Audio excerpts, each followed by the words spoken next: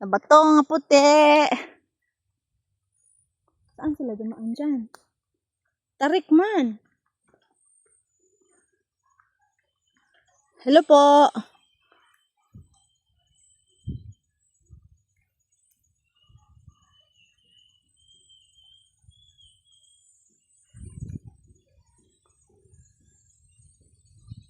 May 14 station pa eh. Kulang sila sa araw ba? Ako nga maglagay ng araw. May 13 station, 14 station pa. So, ibig sabihin, andito yan. May mga bag na sinasabit. Mga mark siguro ito na dito daan. May bag oh.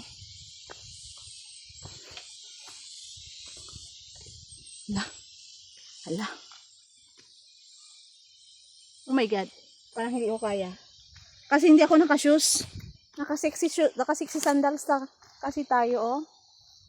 Makamapigtas din yan. Mamaya na lang. I will wait for the 14th station. 14th station. Hintayin kita sa 14th station. Ang layo naman yan. Paano ko mapuntahan yan? Ang bigat ng bag ko. Mamaya na. Dito muna tayo. Saan kaya ang 14th station?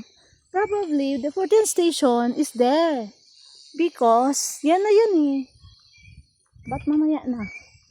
Hintayin natin kung may aakyat dyan. Dito muna tayo. Jesus is taken down from the cross. Saan kaya yung 14th station niya? Ano dito? Ano bang makikita dito? Wala. So, balik tayo sa mga ugat-ugat. Balik tayo sa mga halamang ugat. Alam ko yan na yan eh. Sa likod niyan, yun yung 14th station.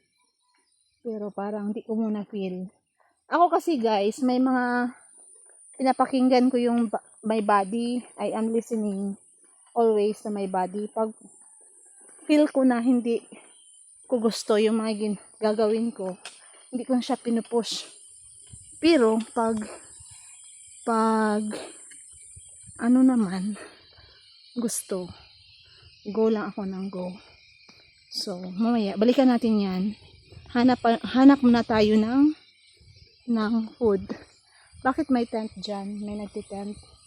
Andito na naman tayo sa mga ugat. Ugat-ugat.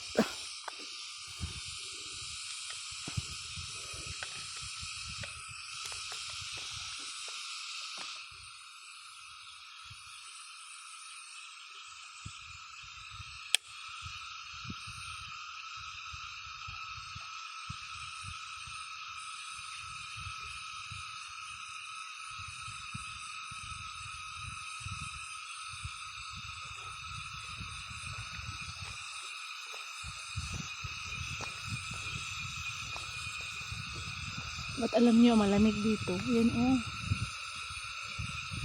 Sobrang malamig. Parang ayaw ko pang bumaba.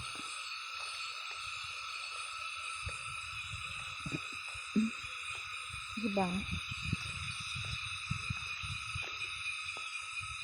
May nagtitent doon oh.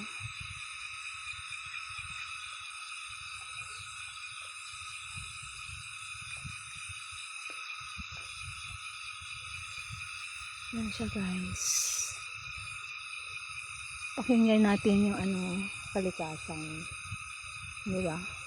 Tingnan tayo itong maupo. Upo muna tayo din.